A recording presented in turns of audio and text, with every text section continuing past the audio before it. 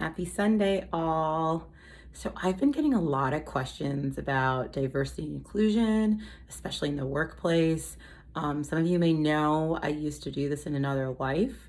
And then I switched and moved to sales and kind of never looked back. And I love sales. I love working with people. I love the interaction. I love just talking with different people. It's so fun and exciting.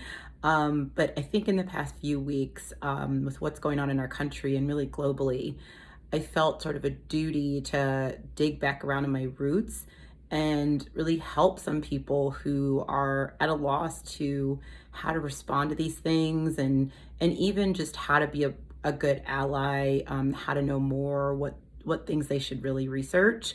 So I want to just give you some tips daily as to different things, their history, where they sort of derive from, and just terms you may hear and might be a little bit leery to ask somebody.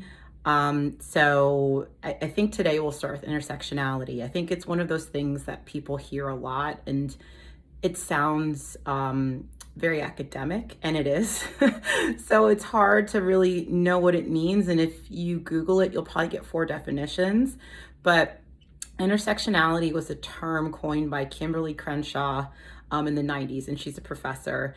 And it was really a legal term. And so the legal thought was essentially if you are filing a claim against an employer or against a business, you really could only be one protected class. So if you're a woman, it's gender. If you're Black, it's race, sexual identity, religion, any of those things. And Kimberly Crenshaw, Black woman, said, well, what happens if you're a Black woman? What happens if you are a disabled woman? What happens if you're a Black gay man? What happens if you're a Muslim woman? You have more than one identity. And under the law, it was a bit tricky to identify if you could really file for both claims. Some courts say you can, some courts say you can't. So that's where it derived. Now, in terms of how it affects business and work and day to day, it really is the thought that some organizations look at diversity as just focusing on one thing. So if you're looking at your diversity and inclusion efforts and you have done great hiring women or great promoting women, you may think your diversity efforts are successful, but how many Black women or how many Latino women are really in your ranks? And then also considering, diversity in terms of disability and religion. What does that look like across your sectors? So it can get into the workplace in those specific areas.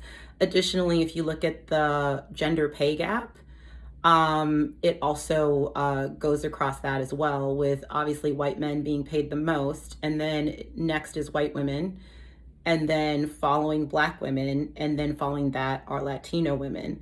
So those are just some of the ways that it shows up, intersectionality in the workplace and really where it derives from. So feel free to ask questions. I'm happy to help.